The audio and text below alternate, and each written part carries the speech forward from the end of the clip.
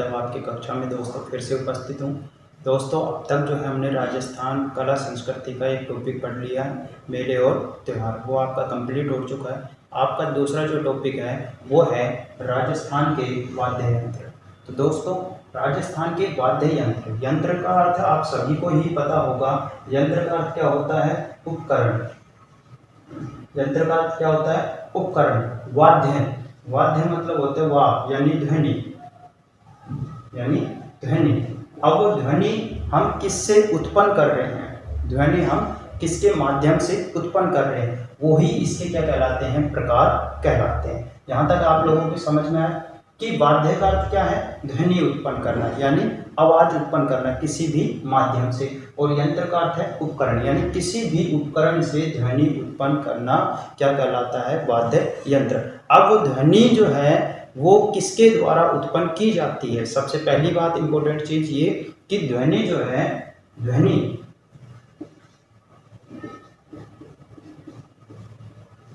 उत्पन्न उपकरण के माध्यम से की जाती है। उपकरण भी बोल सकते हो और यंत्र भी बोल सकते हो, के माध्यम से की जाती है।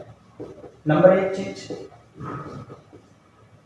नंबर दो चीज, जिसमें स्वरों की ध्वनि उत्पन्न। कौन सी ध्वनि?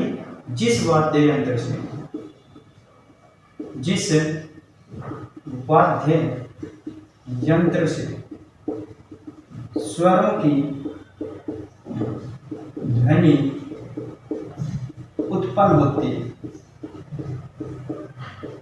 नंबर दो चीज, यानी किसकी ध्वनि उत्पन्न होगी? स्वरों की। अब इन स्वरों के आधार पर इन वाद्य यंत्रों को डिस्ट्रीब्यूट कर दिया गया, अर्थात बांट दिया गया। अब स्वरों की ध्वनि के आधार पर वाद्य यंत्रों को कितने भागों में बांट दिया? 4 भागों में। स्वरों की उत्पत्ति के आधार पर, स्वरों की उत्पत्ति के आधार पर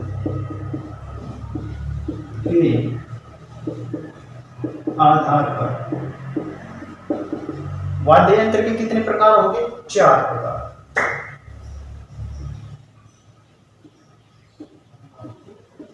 किसके आधार पे है? स्वरों की उत्पत्ति के आधार पे। यहां तक आप लोगों को समझ में आया। दूसरी चीज, जो वाद्य यंत्र है वो किसका महत्वपूर्ण अंग है? वाद्य यंत्र किसका महत्वपूर्ण अंग है? तो ये प्रकार बताने से पहले मैं आपको एक चीज और बता देता हूं कि वाद्य यंत्र संगीत का, किसका? संगीत का महत्वपूर्ण अंग है। यानी जो संगीत होते हैं उनको जो है बिना वाद्य यंत्र के जो है पूरा नहीं किया जा सकता। तो वाद्य यंत्र किसका महत्वपूर्ण अंग है? संगीत का। यहां तक आपका क्लियर? अब आते हैं हमारे जो 4 प्रकार हैं कि वो 4 प्रकार कौन कौन से हैं। किसके? स्वरों की उत्पत्ति के आधार पर, यानी स्वरों की उत्पत्ति के आधार पर 4 प्रकार के जो है वाद्य यंत्र बांट दिए गए। तो 4 प्रकार के में सबसे नंबर 1 आता है तत्वाद्य यंत्र। तत्वाद्य यंत्र नंबर 1 चीज होगा। नंबर 2 अवनद वाद्य यंत्र। अवनद वाद्य यंत्र।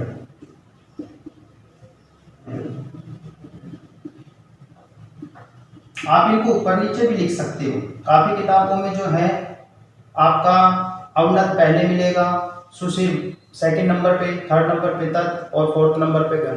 यानी ये ऊपर नीचे होते रहते हैं, इसमें कोई भी वो चीज नहीं है। बस आपको ये याद रखना है कि स्वरों की उत्पत्ति के आधार पे जो है वाद्य यंत्र के कितने प्रकार हैं? 4 प्रकार। नंबर 1 तत्वाद्य यंत्र, नंबर 2 अवनद वाद्य यंत्र, नंबर 3 जो है वो है सुशील वाद्य यंत्र, और नंबर 4 जो है वो है घन वाद्य यंत्र। ये दोस्तों जो है स्वरों की उत्पत्ति के आधार पे जो है वाद्य यंत्र के प्रकार है कि हमने किसके माध्यम से, मैंने आपको स्टार्टिंग में एक वर्ड बोला था माध्यम, यानी जिस माध्यम से हमने स्वरों की उत्पत्ति की वही वाद्य यंत्र कौन सी कैटेगरी में आता है। ये एक तरह से कैटेगरी है कि भाई तत् के माध्यम से की, तत् मतलब तार, तार के माध्यम से की, तो कौन सा वाद्य यंत्र, तो वो कौन सी कैटेगरी में आ गया, तारों के माध्यम से, तो तत् वाद्य यंत्र। अवनद, सुशील और घन, इसी प्रकार से जो है हम एक एक को जो है लेके आपको पढ़ाएंगे। तो सबसे पहले ये आपका चीज होगा, उसमें सेकंड नंबर पे आपको ये चीज और ध्यान रखनी है कि तत् जो वाद्य यंत्र होता है वो किससे उत्पन्न होता है। तत् वाद्य यंत्र यह है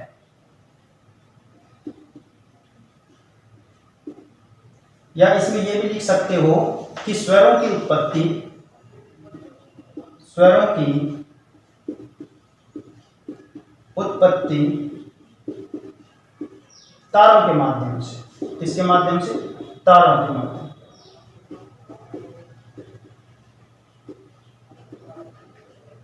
इस वाद्य यंत्र में क्या होते हैं दोस्तों, तार होते हैं। अब वो तार कितने होते हैं, तो वो प्रत्येक एक एक वाद्य यंत्र को जब हम लेंगे तो उसमें हम आपको बताएंगे कि किसमें कौन से तार हैं और कौन सी चमड़ी से बना हुआ है। तो इसमें क्या होता है, उन तारों को जो है अंगुली से या गज होता है, गज के माध्यम से जो है उन तारों को हिलाया जाता है, और हिलाने के बाद जो स्वरों की जो ध्वनि उत्पन्न होती है वो ही क्या कहलाता है, वाद्य यंत्र कहलाता है। जैसे मैंने जो है किसी से भी जो है, जैसे गांव में या कहीं पर भी हम क्या करते हैं, थाली ले लेते हैं और चम्मच ले लेते हैं, तो चम्मच और थाली जो है उसको जब हम बजाते हैं, उसको हम जब बजाते हैं तो उसमें कंपन होता है। साइंस के हिसाब से अगर आप देखते हो तो उसमें क्या होता है, कंपन होता है, और वही कंपन जो हमारा कान जो है वो किसके रूप में, स्वरों के रूप में परिवर्तित कर देता है, जिससे हमें वो आवाज़ सुनाई देती है। तो वो आवाज़ जो सुनाई हमें दी है तो वो किसके माध्यम से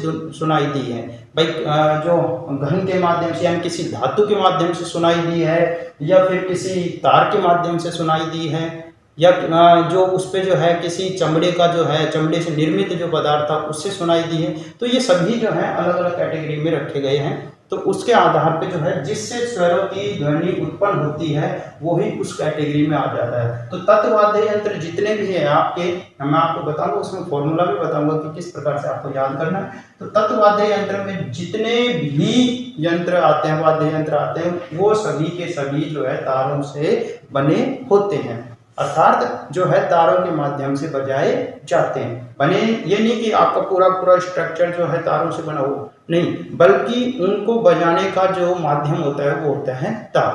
नंबर एक चीज होगी। नंबर दो जो है अवनद। अवनद जो है वो खाल से, किससे, खाल से बने होते हैं, खाल से मंडे होते हैं। खाल से मंडने का मतलब क्या है कि ये इनके ऊपर जो है किसी भी बकरे की है या किसी की आंत है, वो चीज एक एक वाद्य यंत्र में हम बताएंगे, तो उसके द्वारा जो है ये बने होते हैं यानी निर्मित होते हैं। इसमें आप एक लाइन ये भी लिख सकते हो कि खाल से मंडे होते हैं, नंबर एक चीज होगी। नंबर दो चीज जो है आपकी वो हो जाएगी कि चमड़े पर आघात करने पर, चमड़े पर आघात करने पर जो ध्वनि उत्पन्न होती है,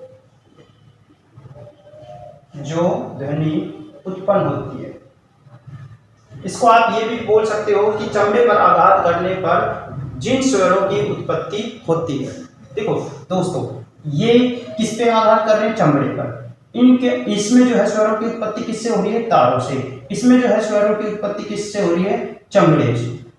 नंबर दो चीज, तो आपको ये चीजें याद करनी है कि अवनद वाद्य यंत्र चमड़े से, तत् वाद्य यंत्र यानी तारों से, ये छोटी छोटी चीज है। नंबर थ्री जो है आपका है सुशिर वाद्य यंत्र। सुशिर जो वाद्य यंत्र है ये होता है फूंक मारकर, यानी किसी भी जो आपका वाद्य यंत्र है या कोई भी आपका, जैसे आप स्कूलों में एक चीज़ किया होगा कि पेन को लेकर और फिर उसमें अपन फूंक मारते हैं, जो खाली पेन ले लेते हैं और फिर उसमें फूंक मारते हैं, तो फूंक मारने से उसमें सीटी की सी आवाज़ आती है। फूंक मारते हैं तो उसमें किसकी आवाज़ आती है, सीटी की आवाज़ आती है। तो जैसे ही हमने उस जो बना हुआ था मटेरियल, जो बना हुआ था जिससे बना हुआ है, उसमें क्या किया, फूंक मारकर जो स्वरों की ध्वनि उत्पन्न हुई वो ही क्या कहलाता है, सुशिर वाद्य यंत्र। सुशीर, यानी आपने इसका पर्यायवाची भी पढ़ा होगा, हवा का। हवा का पर्यायवाची पढ़ा है ना, तो वो सुशीर है। हवा का जो पर्यायवाची है, हिंदी में आपकी क्लासेज जो लेता हूँ उसमें आप देख सकते हो कि जो सुशीर है वो हवा का पर्यायवाची है, यानी वायु का सुशीर। तो इसमें क्या हो जाएगा कि फूंक मारकर, क्या कर, फूंक मारकर स्वरों की उत्पत्ति,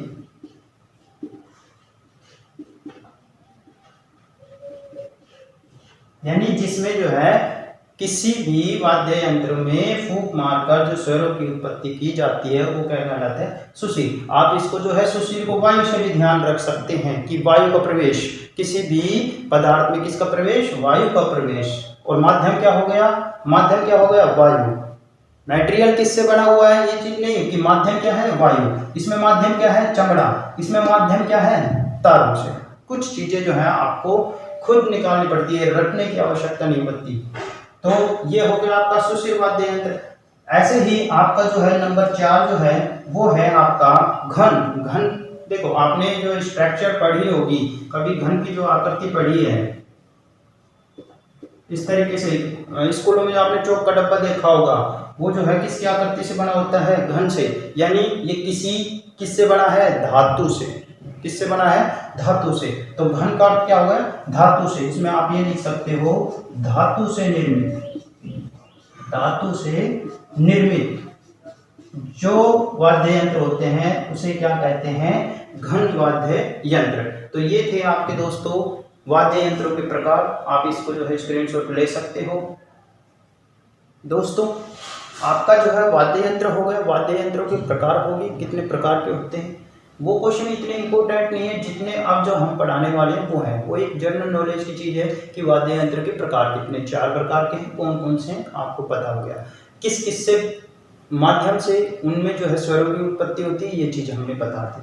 अब जो इम्पोर्टेंट चीज़ है वो है इनमें जो कौन कौन से आते हैं। तो सबसे नंबर 1 जो है वो है आपका तत्वाद्य यंत्र।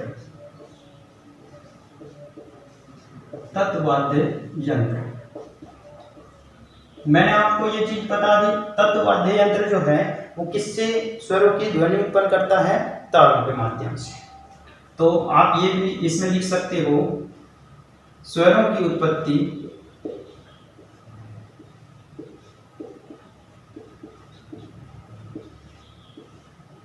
तारों के माध्यम से।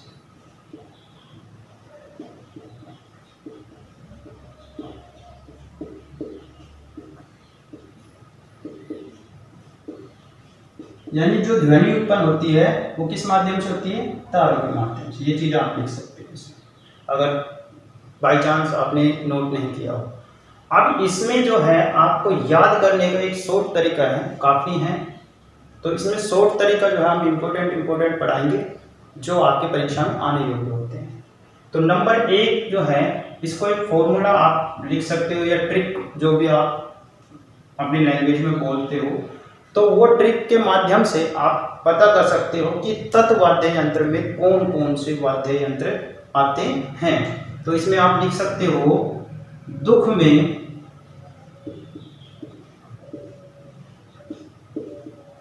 कसाई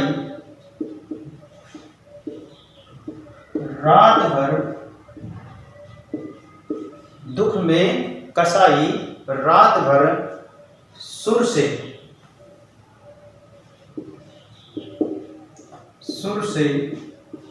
रब रब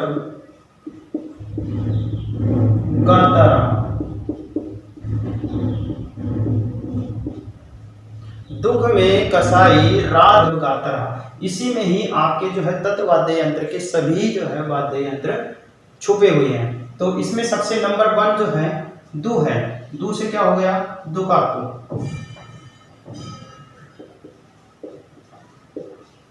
दु से क्या हो गया दोस्तों, दुकाकू। उसके बाद हम चलते हैं कै पे। कैसे क्या होगा, कमाईचा। इसको आप जो है कमाईचा भी बोल सकते हो, कमाईचा या कामाईचा। नंबर 3 जो है वो सा से क्या हो जाता है, सारंगी। नंबर 3 इकतारा, ई से इकतारा। देखो दोस्तों, इसमें दू से तो क्या होगा, दुकाको, कैसे, कामायचा, सा से सारंगी। नंबर 3 जो है इकतारा। नंबर 4 इसमें हम जो आते हैं रा से, रावण हत्था, रावण हत्था, रा से क्या हो जाता है दोस्तों, रावण हत्था। उसके बाद हम चलते हैं तय पे, तय से क्या होगा, तंदूरा।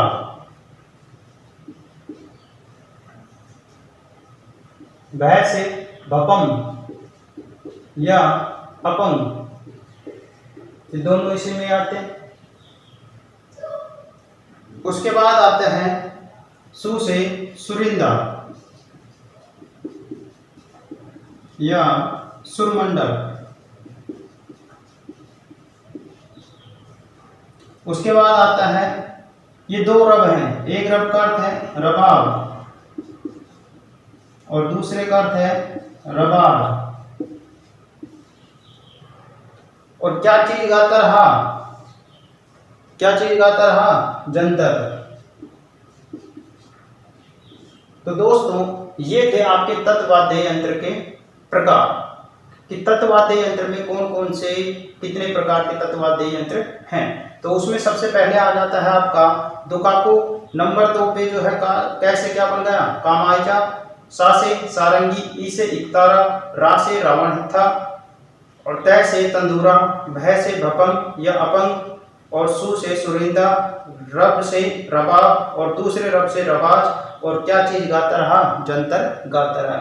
यानी जो दुख में कौन था, दुख में कसाई, दुख में कसाई रात भर सुर से रब रब गाता रहा। क्या चीज गाता रहा, जंतर गाता रहा। तो ये थे आपके जो है एक ट्रिक, जिसके माध्यम से आप जो है तत्वाद्य यंत्रों को अच्छे से याद कर सकते हैं। सपोज आप जो है, मैं आपको एक सलाह देना चाहूँगा, आप किसी भी इंस्टीट्यूट में, किसी भी कोचिंग में अगर आप जा रहे हो तो उसमें आप जो है इन ट्रिकों को इतना फॉलो मत करिए जितना जो उस टॉपिक में दिया गया है उसको याद करने में। क्योंकि काफ़ी बार क्या हो जाता है, हम ट्रिक भूल जाते हैं, हम ट्रिक भूल जाते हैं। ये सिर्फ एक तरह से आकर्षित करने का माध्यम है, बच्चों की ट्रिक बताते हैं कि किसी इंस्टीट्यूट में क्या बताते हैं, ट्रिक बताते हैं, ट्रिक से हमें याद हो जाता है। नहीं, ट्रिक से सिर्फ हम इतना पता कर सकते हैं कि वो वाद्य यंत्र कितने हैं।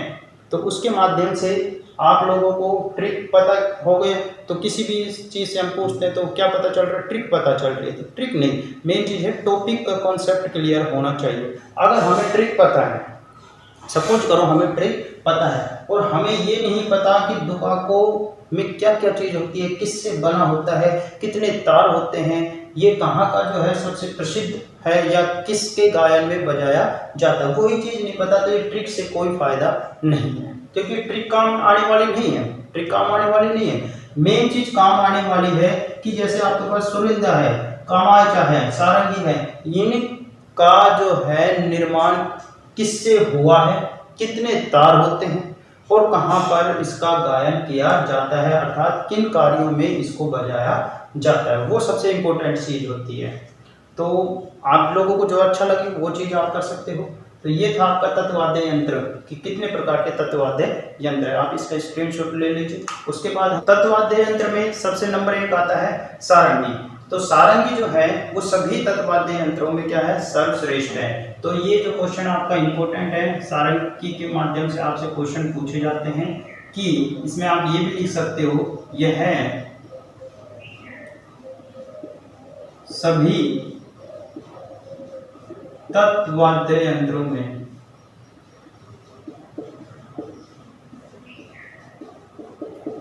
सर्वश्रेष्ठ है।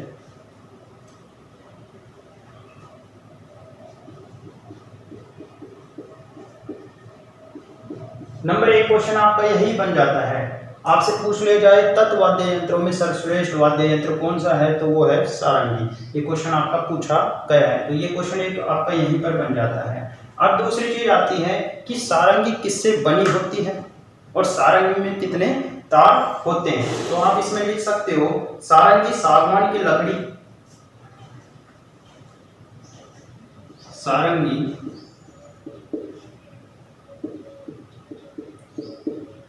सागवान की लकड़ी,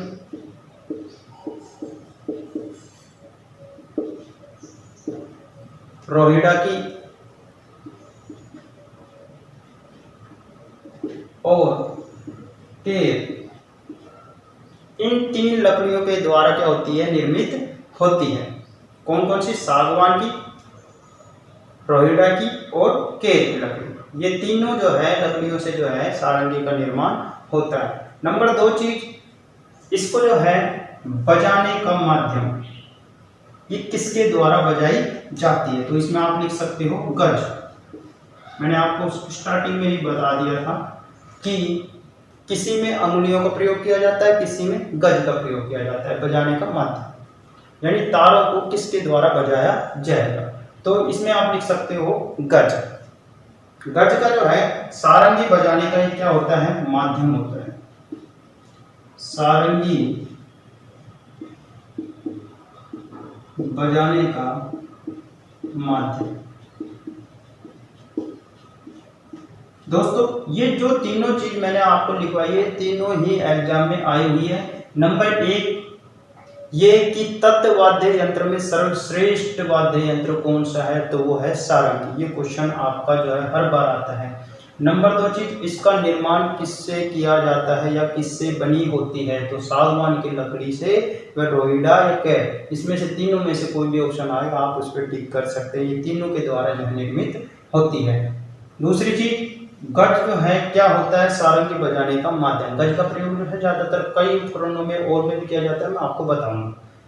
नंबर 3 चीज जो इम्पोर्टेंट है, सारंगी में जो है तार कितने होते हैं? तो सारंगी में कितने तार होते हैं? 27 तार होते हैं। सारंगी में कितने तार होते हैं दोस्तों? 27।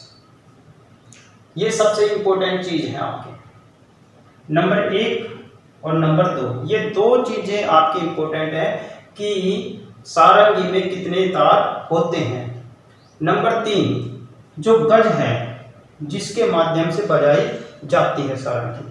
दोस्तों इस प्रकार का जो है यो आकार का एक यंत्र होता है। इसमें जो है यहाँ पर एक तार होता है, यहाँ पर एक तार होता है। ये जो तार है वो किसका होता है? ये तार होता है घोड़े की पूंछ का, घोड़े की पूंछ, उसका इसमें तार लगा होता है। इस तार को जो है क्या किया जाता है, जो और टोटल जो 27 तार है उन पर जो है रगड़ा जाता है, और रगड़ने पर जो उससे क्या होती है, स्वरों की उत्पत्ति होती है। तो इसमें आपका ये क्वेश्चन भी बन सकता है कि गज में लगातार किसका होता है? सारंगी के गज में, किसमें? सारंगी के गज में लगातार किसका होता है? तो आप इसमें लिख सकते हो गज के अंदर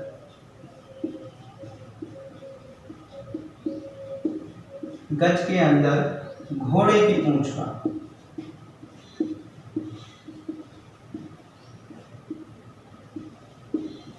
ये किससे बनी है, किससे बजाई जाती है, कितने तार होते हैं, और जिससे बजाई जाती है उसमें किसका जो है क्या लगा होता है? तार लगा होता है। तो इसमें आप ये भी लिख सकते हो कि घोड़े की पूंछ का बाल,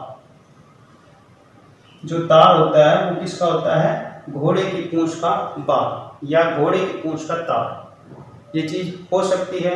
अगर आपसे वहां पर आ जाता है घोड़े की पूंछ का क्या होता है? बाल ही होता है, तार कोई होगा। घोड़े में जो है पूंछ में तार कोई होते हैं, बाल ही तो होते हैं, तो वो क्या हो जाएगा? घोड़े की पूंछ का बाल। तो ये चीजें कॉन्सेप्ट थी। अब मेन चीज है इसका गायन कहाँ किया जाता है। दोस्तों ये चीज होगा।